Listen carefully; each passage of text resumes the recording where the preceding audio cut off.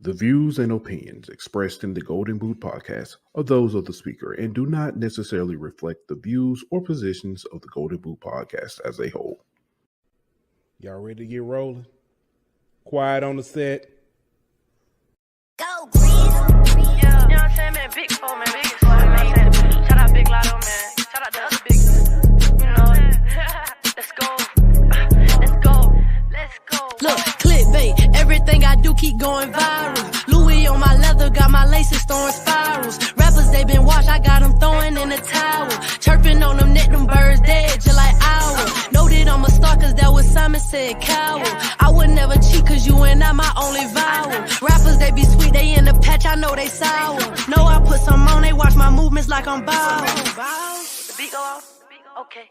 Whoa. Rip me out the plastic, need my cash and make it flip gymnastic. Drop my tape, then blast it, got them spazzing, make them trip like acid. IRS, I'm taxing, killing fashion, I'm a drip assassin. Did you think before you tweet? Did you stretch before you reach? Did you check before you creep? Can't buy respect, it ain't that cheap, I gotta eat. Ain't break a sweat, review that chef like I was Keith. We got Van Leaf, that's what I stress, if they suggest we can't repeat. Hey, let's flip this up. There we go. All right, man. What's good? Welcome back to another episode of the Golden Boot. It's your boy Pooh Bear. Got my man Aunt Petty Murphy in the building. What's good, my boy? How you doing on this fine Sunday? I'm off tomorrow, so I'm great. I am too. I'm great. I am too. I am off. That means my activities can be a little Well, that means I can have some tea. That's what that means. Yeah. That's what. Yeah, I was talking about just relaxing. But man, we got a fun one tonight, man. We got some stuff to talk about, man. We I don't know, man. Baseball is well, LSU is hosting a regional for the first time in 3 years? 4 years? 4 years? 4 years. Yeah, 2019. Interesting. I wonder how the people feel about it, man. I'm gonna tell you what, we'll get to it because I'm kind of shocked by one of those regionals. I wasn't expecting it, but they got hot at the right time, and yeah. But also, man, I do want to say, I think you called it. Unintentionally. Call what? Because you said, I said, well, it looks like it's gonna be Miami and Denver. You said, I'm not saying it is. So interesting that you said that, and we see where we are now. Which brings us to the title of this episode. Just put the tip in because Derek White and all his forehead climbed the ladder to get the tip in and save Boston. We're gonna get that though. Yeah, man. I don't know. Let's go ahead and introduce our sponsors, man. Before we get started, man, let's go ahead and give a shout out to our sponsors over at betonline.ag. Be back in 1 minute. BetOnline.ag is your number one source for all your sports information, stats, news, and scores. Get the latest odds, lines, and player injury reports for this year's NBA and NHL playoffs. BetOnline is always your sports information headquarters. This season, we have you covered for all your sports wagering needs. We have everything from NBA, NFL, MLB, and NHL to golf, tennis, UFC, and boxing. BetOnline is the fastest and easiest way to get your betting info, including live betting options and your favorite casino and card games that you can play right from your home. Head on over to betonline.ag today or use your mobile device to get in on the action. Be sure to use the promo code BLEAV to receive your 50% welcome bonus on your first deposit. BetOnline, where the game starts. All right, we back. Man, let's start with baseball, man, and then we can get that out the way and work through. So SEC turn. I don't even know who won. LSU got Vander won. Good for them. LSU got bounced yesterday. They had back-to-back 5-4 losses. back-to-back 5-4 losses. But yeah, they got bounced. And we ended up with a regional. Will be a regional. Hold on. The one that surprised me. First of all, is there one that surprises you? I know where you're going, but I kind of surprised by it. I say that, but I do think that they kind of did enough down the stretch to kind of make the case to be one of the last hosts. Gotcha. Yeah. Actually, I'm surprised by two of them. I ain't see this other one. I just saw it. So, Tuscaloosa regional, Alabama. That one surprises me. Before that, I ain't see it. I just saw that one. Auburn. That was the one I was talking about. Yeah, Auburn I was talking about surprised. Auburn. Interesting. That's interesting. If I'm not mistaken, LSU has 8 of the 16 regionals. Yeah, Indiana State. Yeah, that was another one. I didn't know that. Did you know that Larry Bird played baseball for Indiana State when he was in college? I did not. Your random fact of the day. Yeah, the hit from French Lick. I did not know that. Is that? Let me ask you: Is that problematic to say these days? I mean, that's the man nickname. So, I mean, listen, nicknames can still be problematic nowadays. I'm just saying, but yeah. So let me go ahead and list off the regionals, regional hosts. You got Wake Forest in Winston-Salem, Bama, Tuscaloosa, Indiana State, Terre Haute, Indiana, Oklahoma State, Stillwater Regional. You got Stanford in the Stanford Regional, Vandy in the Nashville Regional. You got Kentucky in the Lexington Regional, Florida in the Gainesville Regional, Arkansas in the Fayetteville Regional, Miami, Coral Gables Regional.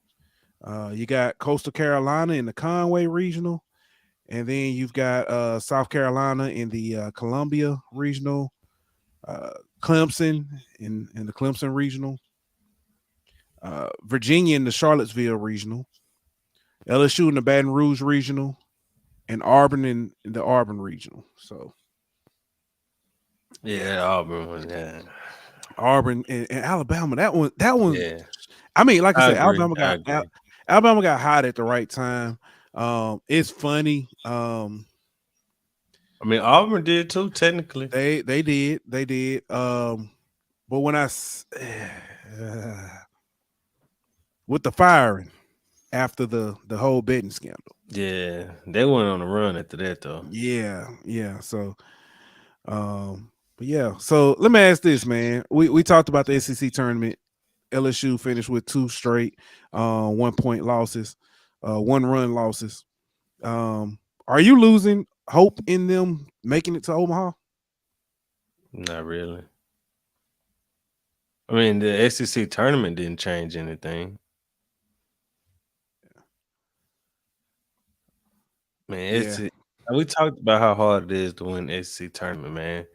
And then you meant look at how many regional hosts you just named that are from the SEC. You know what I mean? So you gotta. I don't really take too much out of LSU not winning or even making it to the championship round of the SEC tournament.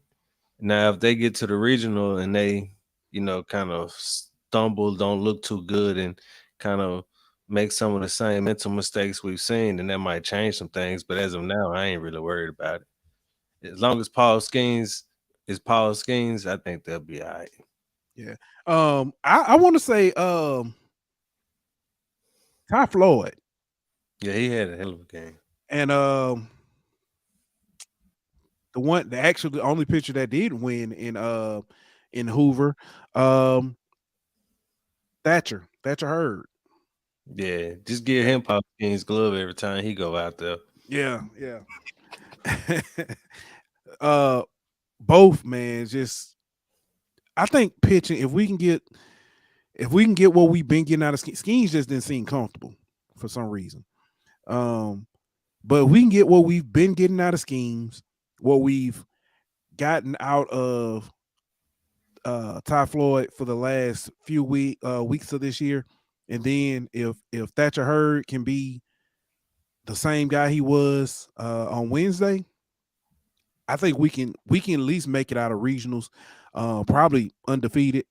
And I'm still waiting to see who's where. So I'll be keeping an eye on that. If when they start populating that field, y'all let us know so we can check it out. Yeah. So, Julian says, yeah. And actually, Paul Sub said the same thing. Says Julian says South Carolina and Indiana State hosting is surprising over Campbell. And Julian said, yeah, it's South Carolina hosting is Campbell. The Campbell Camels deserved it more. So I know that's the team that when we had Julian on, he mentioned a few times. So yeah, well, I agree. To me, my bad. But what's going to be interesting to me is Tulane stole a bid out of the American Conference by winning that conference tournament with probably one of the worst, no disrespect to Tulane, but probably one of the worst teams to ever make the tournament based on their record. 18-40. Out at the right time. They did that and they won a difficult tournament. When you look at who's in and when you look at who's in the American, they had to beat East Carolina and some other teams. So very impressive for Tulane, but they stole a bid. So what does that mean for teams like ULL and other teams who are right there on that bubble? So I know a lot of people thought that there might be an all Louisiana regional with Tulane, ULL, and was it Nichols? Yeah. But interesting to see now if ULL will even make it, considering we got some teams who kind of stole bids, including Tulane. Yeah. USM took out ULL today. They've been in their feelings all day too. Yeah, Southern Miss, man. I thought they might have been a host because that's yeah. I wouldn't be surprised if they in Omaha. I'll just keep it a buck with you. Yeah. Julian says the rest of the field is announced tomorrow at 11 a.m. Okay, that's cool. That's cool. But yeah, man, it's gonna be interesting. ULL, Oklahoma, according to Paul, so ULL, Oklahoma, Kansas State will all be sweating it out tomorrow. Can't forget Charlotte and Xavier are also still in bids. Yeah, as I said, there's a couple other teams too, but Tulane was the most surprising for sure. Yeah. Yeah. So it's gonna be very interesting. I hate the one bid lead thing with and we'll talk about it more tomorrow with like the SWAC, because both of us were wrong on our predictions on that side, but with FAMU winning, that they stole up. Well, I'm not gonna say they. Well, technically, I don't know if they did, because that was only gonna be a one bid lead. That's what I said with a one bid. Yeah, that should have been two teams out of there I could possibly see. With them not winning, that'll never happen, bro. I know, but still, man, when you look at how good, I get what you're saying. I'm just saying, and we'll talk about that more tomorrow. I can leave up off of it. I can get up off of that. You want to talk football? Or you want to talk basketball next? We can talk football. All right. Texas brings in Paul Chryst as a offensive analyst. Paul Chryst, the former Wisconsin head coach. 4 yards cloud of dust. Is it an offensive analyst or an offensive analyst? I'm offended that they. No, I'm just playing. Offense is offensive sometimes. Wisconsin has not been. But I will say it would be good for offensive line play. And Texas, that is true. Texas has been doing a good job of bringing in offensive linemen in their recruiting class the past couple of years. So now they got a guy, and I know he's just the analyst, but still, they got a guy who can help with that offensive line room. And so I think that's where you'll see the biggest impact. Right. Yeah, that is true. Because I was thinking, I was like, Well, it is technically it's another set of eyes from a head coach. Exactly. You know, you can see things different, and even if his play call, I mean, they're not running it's not like they're gonna switch and start running Wisconsin scheme, but it's just like, you know, when you think of, you know, saying bringing somebody in to help your offense, yeah, Wisconsin's probably the last thing you think of. So, but yeah, speaking of bringing somebody in, now this is definitely an offensive, an offensive analyst. The Saints bringing in Jon Gruden to help. He's helping Derek Carr, I guess, transition and adjust, and he's also helping to install the playbook. Yeah, I say it's not a good look. Obviously, Oh. you know what I mean, considering he's a very polarizing figure, Jon Gruden. And some of the things in his past aren't necessarily what you want, you know, associated with your franchise. But strictly from a football standpoint, I think it's a good move. Derek Carr Great mind. Derek Carr had one of his best seasons ever under Jon Gruden.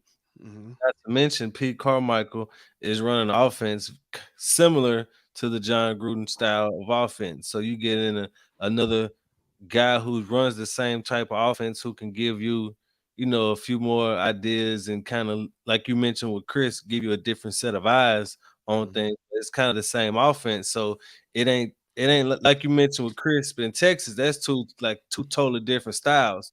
So it ain't got you blending anything there. But in this case, you got two of the same styles, but you got one of them who's obviously a more talented, better version of it. So you can kind of pick his brain and kind of get some ideas from him and what he would do in certain packages or how to attack certain defenses in certain situations. And the rapport that he has with Carr, you can ask him, well, what did you do in Vegas that works for you with Carr, you know, and things of that nature. So I think it's brilliant from a football standpoint, and that's the kind of things that we haven't kind of seen under Sean Payton. But I think this goes to show you that Dennis Allen knows that he's got to win, and he's going to do whatever it takes. If that means kind of, you know, putting his pride to the side and bringing in a Jon Gruden, he's going to do it. Yeah. My question, because everything you said completely true. How do you get this? How did you run this by the NFL front office and get this approved? I mean, I don't think you would have to. You're not hiring him. I mean, he's there in some capacity. I mean, I get he's not there long term. I mean, he's just visiting. Okay. You know what I'm saying? You're not hiring him in any capacity. Only reason I say that because I'm pretty sure they got to pay the man. I doubt it. I doubt it. We'll see. Something else, man, that's kind of interesting. Keyshawn Johnson. And I had to. I when I saw this, I saw the tweets. I saw everybody kind of talking about it, and I was just like, is this one of those onion.com tweets, you know what I'm saying? One of those, you know what I'm saying, spoof, you know what I'm saying? Man, I was like, ain't no way he said this. Ain't no way he said it. And I kept, so I did a little research and I found he said it live on air on the radio show. But Keyshawn Johnson says that Dak Prescott is better than Joe Burrow. And I was trying to figure out what he meant by that when he say he's better. Like, do he mean like, hey, I went over Dak barbecue one time, he was better than Joe on the grill, or if he was like, man, I played against both of them in Madden, and Dak gave me a run for my money, but Joe, I beat him. But I'm trying to figure out when he said that Dak is better than Joe Burrow, what he meant. Keyshawn, what are you talking about? Cowboy. Huh? Keyshawn is a former Cowboy. You wouldn't know that? No, man. I'm just saying, he was never in Cincy. That's true. Oh, that's all I'm gonna say. Yeah, he might be trying to get. Anyway, it didn't stop there though. Herm Edwards came out and said that he'd take if he was starting a team, he'd take Deshaun Watson over Joe Burrow. I'm gonna be honest with you. This one rubbed me the wrong way.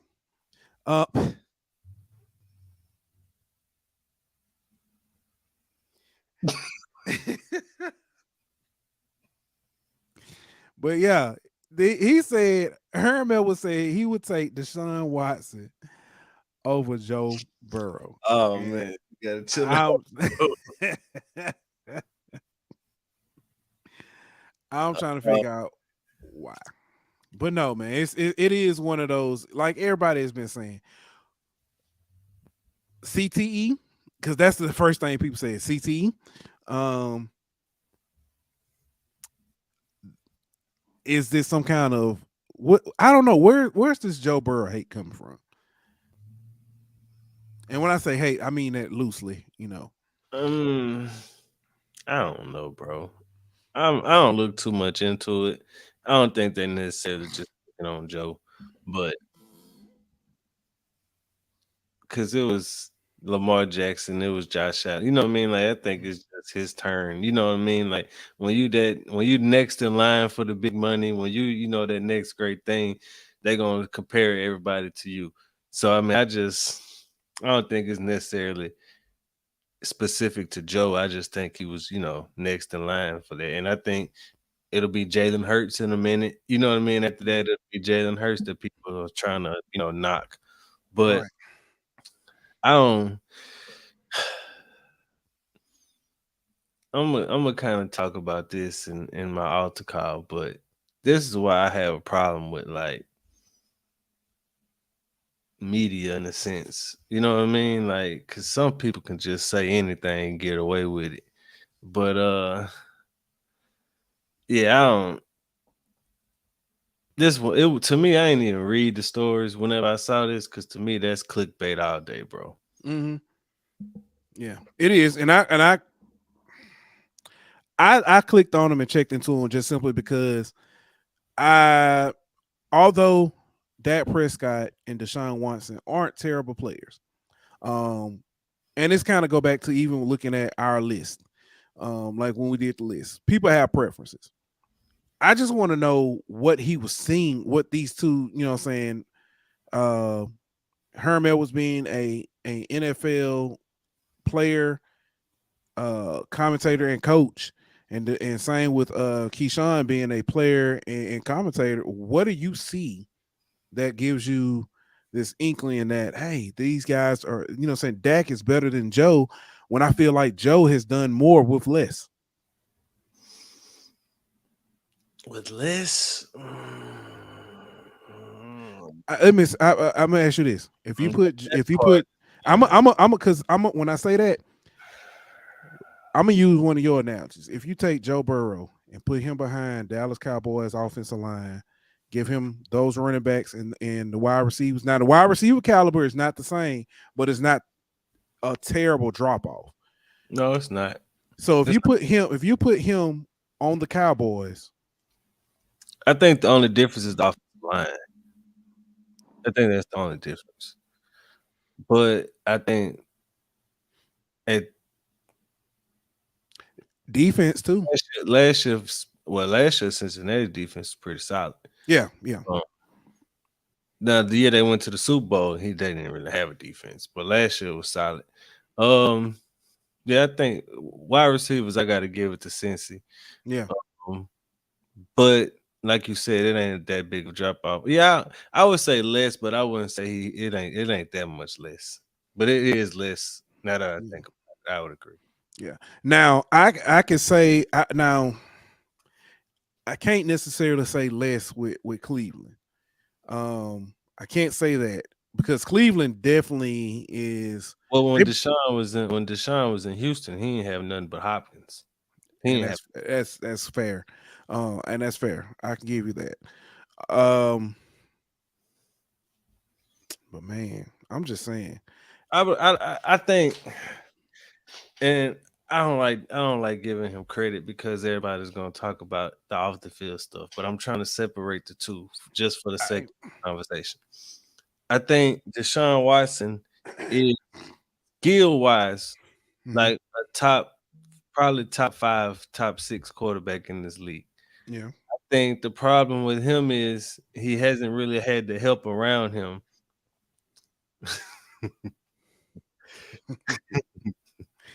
But he ain't really had the help around him, but he still was managing to win playoff games and things of that nature. But now that he has the help around him, I mean, you got one of the best running backs in the game. You got a solid defense. You know what I mean? Like, I'm kind of running out of excuses for you now. Like last year, I understand you were suspended half the year. Understandable, cool. This year, no excuses. Y'all got to make the playoffs, or we're gonna start looking at you like, you know what I mean? We're gonna put you in the same kind of category as Dak and some of the Kirk Cousins and some of these other guys because you got help around you. Why aren't you winning? I don't know that low max. Hey, NBA compliance, cause what's good, fellas? But this title is dangerous. Ain't nothing dangerous with putting the tip in. You just gotta make sure you take it out. Oh yeah. Hey, take it out the basket, man. Take it out the basket. But anyway, Chris Lomax says D Hop need to go play with Burrow. My question is, if you put D Hop on the on Cincy, who do you take off? T. Higgins. You gonna take T. Higgins off? Who else you taking off? I mean, is T. Higgins a chase? No, because you got Boyd. Boyd in the slot. You ain't putting Hopkins in the slot. Slide Jamar in the slot. Higgins finna go get that bag anyway at the next season. Yeah. I think Hopkins probably going to either Kansas City. Jason Brumfield played too much. Yeah. Kansas City or honestly the Jets. Would you be D Hop burnt and kind of waste a year and go to Green Bay? Hell no. Like honestly, if I'm D Hop, I'd go and I definitely don't want this to happen. I'd go to Carolina before I went to Green Bay. That's true. That's true. You know what? He could go. I think he would do well, but he can't go there because Houston. He can't go there though because Why not? Why not? The ownership's still there. Yeah, that's true. But O'Brien gone. I think Houston would be. And D'Amico there. And they got a good young quarterback. I mean, but he went to Clemson. You know what I mean? I don't know where he's from, but the Carolina area with Bryce Young wouldn't be you know what I mean? But why not go play with Aaron Rodgers? Yeah. Well, what about Cleveland with Deshaun? Yeah, that's how I do. Just please don't go to Philadelphia. Oh my God, that would be oh my God. That would be cheating. That would be AJ, Devontae. Hop and Devontae, plus Dallas Goedert. Then they got Swift and them running, man. Yeah. That's cheating. All right. All right, man. Let's talk. You got anything else football before we can move on to basketball? Nah, I'm good. All right, man. I gave you credit, man. I gave you credit for this. Boston. It looked like they was gonna run away with it last night. Miami made a great push, a great comeback, took the lead with 3 seconds left, and Marcus Smart put up a three that rattled in and out of the goal, and I was like, "Oh, Miami finna go," and then all I seen was forehead sliding to the basket. You know what I'm saying? Flying, and tipped it in. Put the tip in. Yeah, I didn't think it was. I didn't think he had. I didn't think it good. Yeah, I thought. Yeah, I thought it was what's called. Then they showed the replay, and the announcers went crazy. Hey, shout out to the ref though, because he said it was good before he even looked at the replay. Yeah, that's see, and you know what? I like that he did that because you can always it's easier to look at the what's call it and say no basket. No good. Yeah. Yeah. So But the referee was terrible yesterday. But we'll give him credit when they were right. Yeah. So it looked like, man, and I'm asking, will Boston be the first team to overcome a 3-0 deficit? Yeah, it's over. I think it's over. We'll see. I don't know, man. I thought Miami had to win it last night. Yeah, now, they do. now I'm just hoping that they show up in Boston. But I will say this though. Like if you Miami, you had a terrible game from your 2 stars. Like Bam and Jimmy played terrible. Like they couldn't make anything. Jimmy kind of started going off in the fourth late, but they didn't really play well at all. Like they kind of do for a big game. You know what I mean? So Yeah. you need them to go off in game 7 to have a chance, and they kind of do for it. So that's your only hope at this point is that Jimmy got another 45-point game in him the way he can just carry him, put the team on his back again. But going back to Boston got all the momentum. That TD Garden is finna be so loud in that thing, bro. Yeah. And I don't know how, like, especially the way you lost. Like, you was 0.1 second away from winning, bro. Like, it's just like, how do you get back up for the next game after being that close? You know what I'm saying? Like, they got the coach that could do it. I just don't know how they do it. Yeah. If Miami blows this 3-0 lead, if they lose tomorrow night, is this the biggest choke in NBA history? I don't think so. I mean, I know what I'm you know what I'm finna say is. I mean, historically it will be because they're the first ones to ever lose 3-0. But like, let's look at this realistically. They were an 8 seed. You know what I mean? That's true. They really wasn't supposed to be up 3-0 if we want to be honest. And then the injuries that they have, that man, they decimated, bro. Like when Vincent out there playing hurt because they ain't got nobody else. Like they ain't got no choice. So I don't even think it's the biggest in history. I'm still saying the 3-1. And I mean, not even necessarily the 3-1 Warriors LeBron one. But I mean, I think the 3-1 that Durant and them blew was worse than this. I'm saying like either one of them I think was worse than this. So I'm saying I still say it's the Warriors 3-1, and this is why. You set the record at 73-9. That's true.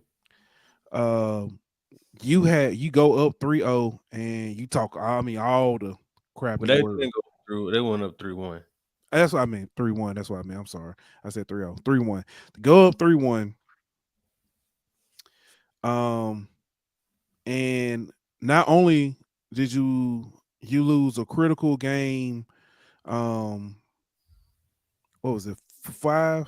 Game 5? Yeah, game 5. The one, Draymond was out. You lose that one. You lose game 6, but then you lose game 7 at home like that.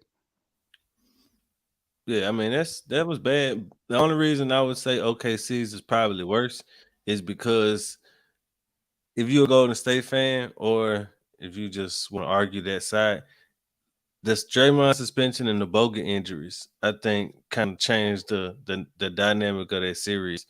When the OKC don't really have the same asterisks. You know what I'm saying? Yeah, I get it. If you want to call it an asterisk, you know what I mean? Like they didn't have those things that you could say, well, that's the reason why. Like OKC just like blew the lead. Houston, they just blew the lead. You know what I mean? Like it's just teams that just straight up choked 3-1 leads that didn't really have those series altering events or injuries happen. Yeah. If it's I mean, I know you said Boston is most like is your pick now to finish this off. Who stands the better chance of against Denver though. Boston, strictly for the fact that they healthy. Like Miami is limping to the finish line, bro. Like they're using everything they got to even make it to the finals. If they make it to the finals, and you got a Denver team that ain't played in a week, and you got Gabe Vincent coming off injury, Jimmy Butler gassed, and you know what I mean, Tyler Hero out for the playoff. Like they don't really stand a chance in my opinion versus Denver, bro. They too beat up. Boston, I don't really think stands much of a chance, but I would give them more of a chance because they are that talented. They're more talented than Miami, and they're healthier right now than Miami. So I think they would have the better chance. My money's still on Denver though. Yeah. All right. What else we got, man? From NBA before we I mean, we got the free agency kind of, I guess if you want to call it news. You got the Bucks hired their coach.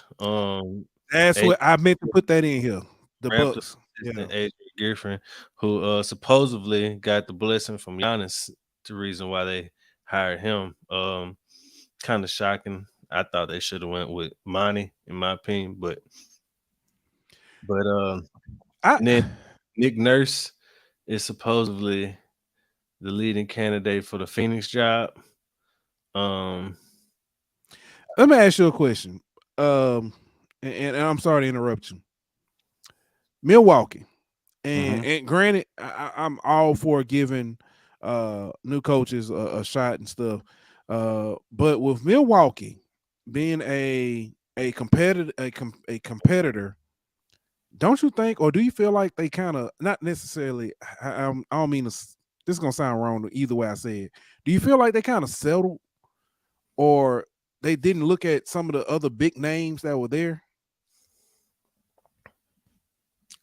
I'm not gonna say they settled because I don't.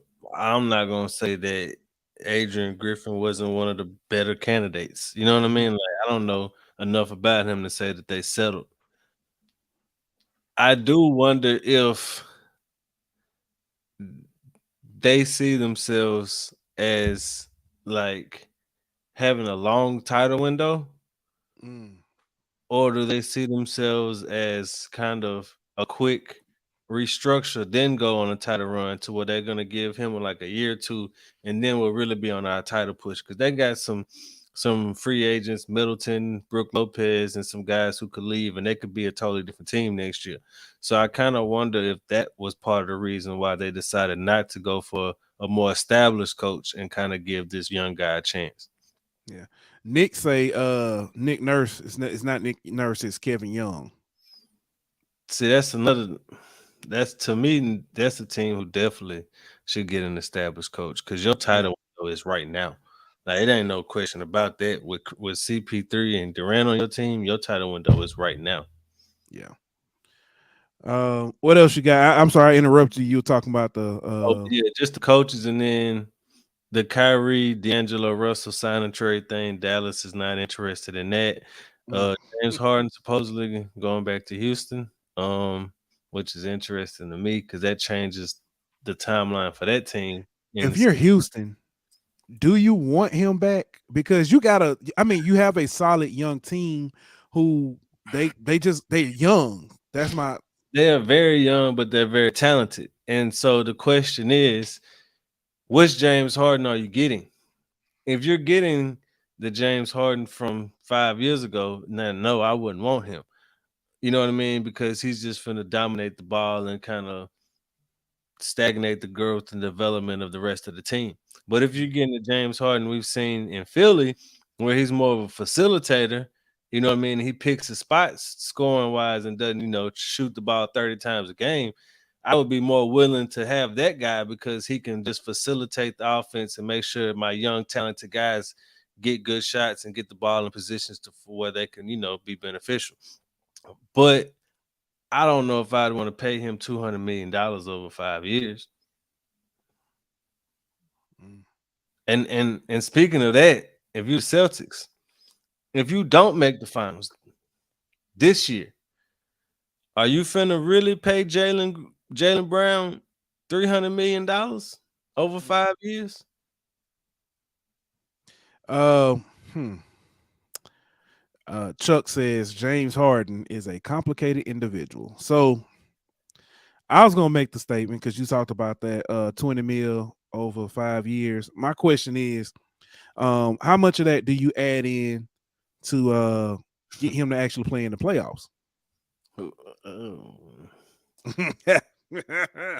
Yeah, exactly. That's the thing. Like if James Harden is your number one, you ain't going far in the playoffs. I can make the argument that Philly didn't go far in the playoffs this year. It wasn't not because of James Harden. It was because Joel Embiid didn't play up to the MVP level that he did during the regular season. So I can't really fault Harden for this year's regular season. I mean playoffs because he wasn't the one carrying the team. It was Embiid all year, and then if you look at his play in the postseason, and I know he was battling injury, but he wasn't the same guy. So if Harden is the guy that you looking to carry you all year and through the postseason, he was never that guy. But if you just want him to kind of help you get there, and you rely on Sengun, Jalen Green, and Tari Eason and all these other young pieces that you got, it might work a little better. Yeah. I feel. But I wonder though, Udoka is a defensive minded coach. So Harden never really been one to play defense or give much effort on that end. We saw Udoka get Tatum to buy in on defense, and he was locking Durant up in the playoffs under Udoka. If he gets James Harden to play defense, that could kind of be interesting to see. Very interesting. So let's turn to what is quickly starting to become a favorite. Let's talk about the WNBA, man. Let's talk about it. It's been an interesting week. The Aces, I start the best team in the league. They had a game, well, they kind of got a little more than they want, a little more than they bargained for. And then that was without their head coach, I will say. Becky Hammond, that was the second game that of her suspension, and they kind of started off slow that game, and it was a closer game than most expected, but they bounced right back the following game and won by like 30-something points. So they played tonight versus Sparks. Should handle that one pretty easily. Second best team in the league, according to most people, is the Liberty. After losing their first game, they've been on a win streak. They beat the Sun yesterday, I believe. Then you got the Mystics, who've been kind of up and down. They've been having some issues. Atlanta Deladon been frustrated by some officiating. The Fever snapped the longest losing streak in the WNBA and finally got in the win column today over the Dream, who have not made the win column so far this year. They've been kind of struggling. The Wings also have been kind of struggling after the first game of the year. They lost today to the Sky, who have been kind of looking surprisingly good. Kalia Copper been on a roll for them, scoring wise. The Mercury still struggling, even though Brittany Griner has been putting up MVP level numbers. I think she should be comeback player of the year automatically, but she's making the case with her numbers to be comeback player of the year, if not fringe MVP caliber. Right. The Lynx have been struggling still. The Sparks have been up and been playing better. They got demolished by the Aces, but I mean, who doesn't? But, yeah, but they've been surprisingly good. Kurt Miller got that team looking a lot better than most people expected. Seattle's still struggling, but they're young. They lost a lot, but they gave the Aces everything that they wanted in that game. So it's been some good basketball, some surprising matchups, some teams who give and fight, and some teams who thought they'll be further along than they are right now, but it's still early in the season. But it's been some good ball so far. Okay. Last night, the Aces returned. Forget the young lady's name, but she came and she got her ring. Yeah, they all got the rings last night. That was their first game in LA, Vegas versus LA. They all got their rings, and Derek Hamby was able to get her ring. If for those who don't know, that was the one who was the center of the investigation between Becky Hammond and the franchise for the treatment of her once she became pregnant, ultimately trading her away to the Sparks. But yeah, you could tell that she is kind of glad that the investigation is over and she can kind of put that chapter behind her. But she did mention that, the franchise, the Aces, she experienced some of the highest of her highs and the lowest of the lows of her career. So it was kind of good to see one chapter kind of being closed, with the investigation, and then, her being able to kind of end it on a high note with getting the championship ring and, getting to experience that on ring night with the rest of the team who also got it on the same night. So, it was kind of good to see her get that. She deserves it. And I'm glad to see her out there balling this year. All right. Indiana Fever. Yep. Bottom. A lot of teams have been kind of not teams. Well, I know this kind of probably goes a little bit into your altar call, but there was some. Yeah, that is my altar call. Yeah.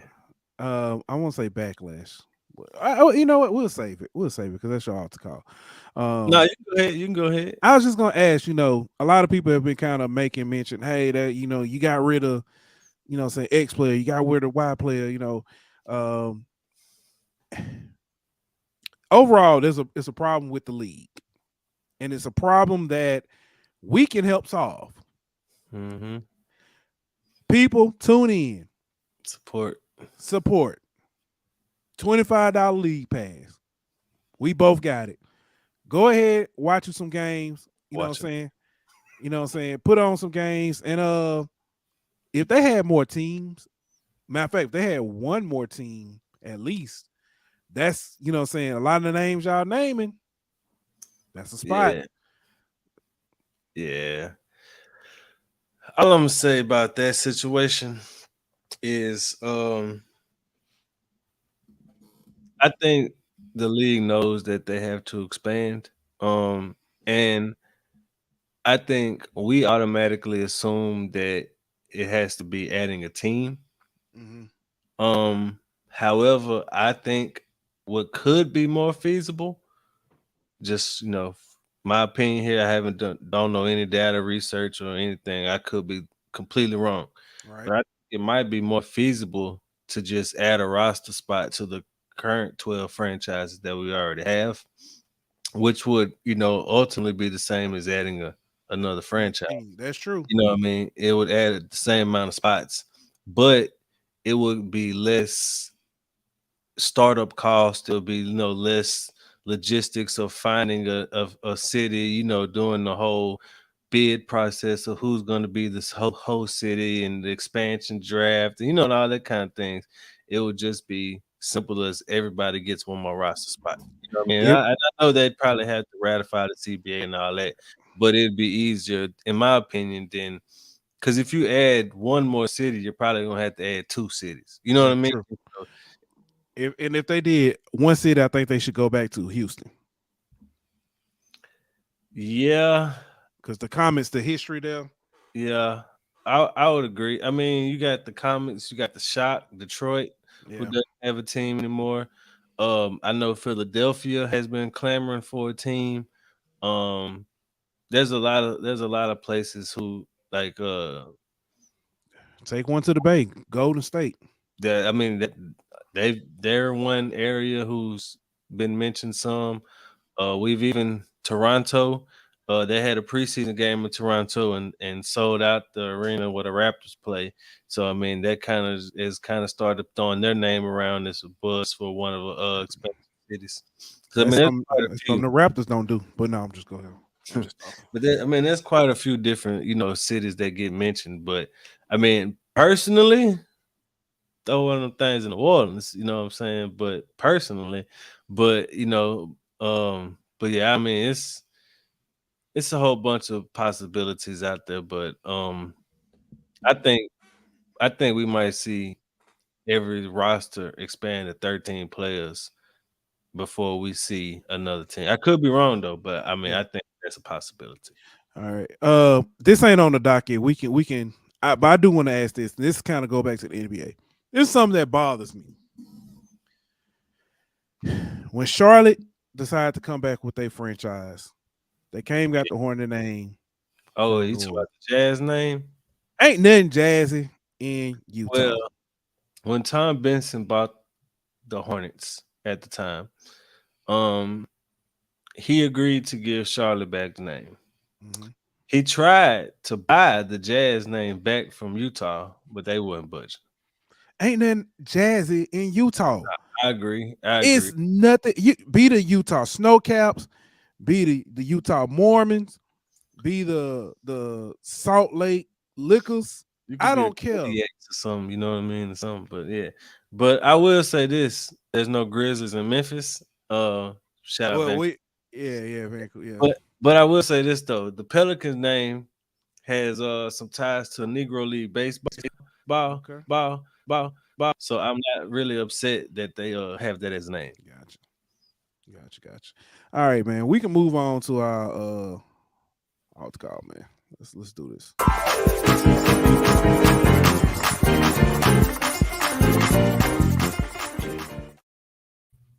All right. I'll go first. Go ahead. All right. So Pooh kind of mentioned it, but recently, like a few hours ago, there was a WNBA media member who posted a video of a current player for the Fever airballing a 3-point attempt and said the Indiana Fever could have had player X, but they want this instead. And I have a problem with that, especially considering that certain media on the WNBA front have been criticized for not being really media, even though they've done more to grow the game and spread the game, knowledge of the game, than some media members have. And then you have people like this who claim to be in the media who attack players instead of trying to critique the game that they've watched. And so I have a problem with gatekeeping in the media, trying to keep certain people out because they might not meet the criteria that you think they should have, but allowing other people in the media to attack players, say ridiculous things like we talked about earlier with Keyshawn Johnson and Herm Edwards and people of that nature, and basically saying that if you don't have a journalism degree or if you didn't play the game, you're not qualified to give an opinion. But yet people who did play the game give opinions that we all know for a fact aren't accurate or valid at all. So I think we as sports fans need to do a better job of not just running with narratives that certain people give because they're on ESPN or they have a journalism degree or because we consider them media, and start listening to the people who actually know the game and who actually take the time to study it and watch it, dissect it and analyze it and give it to you in a non-biased way, whether they're from ESPN, NBA TV, wherever, or if they're on Twitter and they just have 6,000, 700,000 followers or whatever the case may be. Media doesn't have to be from ESPN for them to be legitimate. There's a lot of people who are doing more work and better work than the people who y'all consider real media. Well said. I want to talk to NBA about 19-year vet referee Eric Lewis. For those who don't know, currently the NBA is investigating referee Eric Lewis over allegedly using a burner account on Twitter. The burner account in question is username Blair Cutcliffe with the handle at Cutcliffe Blair. Basically, the account has been known to respond to other Twitter users who've made comments or criticized referees' decisions.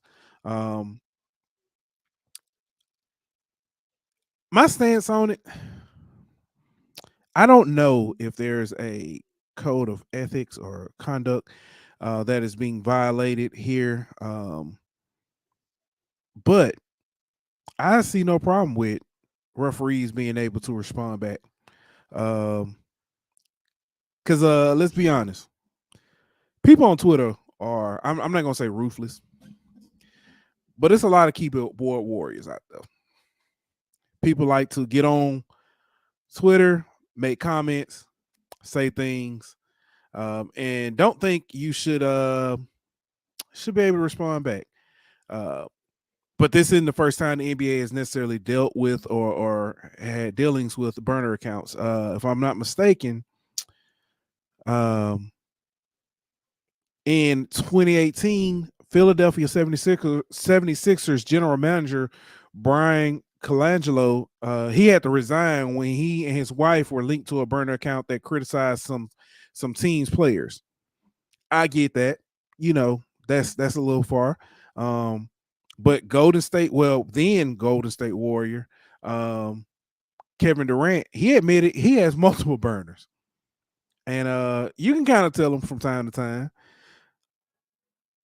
In this case, it depends. I guess it depends on what was said. But having anonymity, I guess is, so I hope I said that right. But being able to be anonymous and speak with people about the ongoings of the NBA, he's not trashing the NBA. But if you criticize referees and he can come in and explain, hey, this decision was made because of this. This is probably what that referee saw. I don't see why that's a problem. The NBA probably should be a little bit more transparent with their officials. We have Steve Javie, who comes on, and when there's a call, he explains. In the NFL, they do it. I can't think of the referee's name, but they have a referee that does it. Does it on the in their college football as well. It's nice to have that transparency so we can understand why calls are made or seen a certain way, or why rules are interpreted a certain way. One of the things that attracted me to the I think it's the USFL was when they went under review, and you can hear from the replay guy, he's explaining to the referee, hey, this is what we see, this is what the call should be, and the referee's talking back, and hey, this is what we saw, this is this is how it should be interpreted. That kind of transparency, man, is good. It's good for the league. Now, again, I'm not exactly sure everything that was said in the conversations by Mr. Cutcliffe Blair, aka allegedly Eric Lewis, but as a 19-year vet, if he's out there and he's just informing or responding to critique, to critics, and he's not going overboard, I'm all for it, man. Bring on the transparency. All right, man. That's all I got. I don't know. I might be different. Some people might feel like it's over the line. You're on mute. They said he was a Celtics fan, though, bro. And that the Celtics win whenever he plays. So I don't know if it has nothing to do with it, but yeah, I don't know if that's I've heard never mind. That was I'll leave that be. I'll leave it be. Tell you what, I tell you who I'm not a fan of. Whoever the hell is cutting Derek White hair, you need to be arrested, fired, put in jail. Give him the firing squad. That man got more forehead. No, man. I get PTSD from that Stephen A. Smith. I get PTSD from seeing like foreheads like that. Just no comment. All right, man. But hey, we'll be back. We'll be back on here tomorrow. We'll be back on Wednesday with another episode. Y'all enjoy your day tomorrow, man. Enjoy you some barbecue. I do want to say this because it happens every year. Do not hit your veteran friends up and say, hey, thank you for your service. Listen, we appreciate it. But Memorial Day is for those who have fallen. Okay? So I just want to clarify. It's for those who have fallen, those who have passed away. Big facts. Rest in peace. Yes. Yeah, but if you do feel inclined to think of a veteran, $, Golden Boot on Cash App. So straight up. Yeah. All right, man. That's all I got. You got anything else? Nah, I'm good, bro. Y'all have a good one. See y'all. All right, man. We out of here. Like that, we out. This show was presented by betonline.ag. Don't forget to like, follow, and subscribe on Twitter at Golden Boot. On Instagram at Golden Boot. On YouTube at The Golden Boot Pod.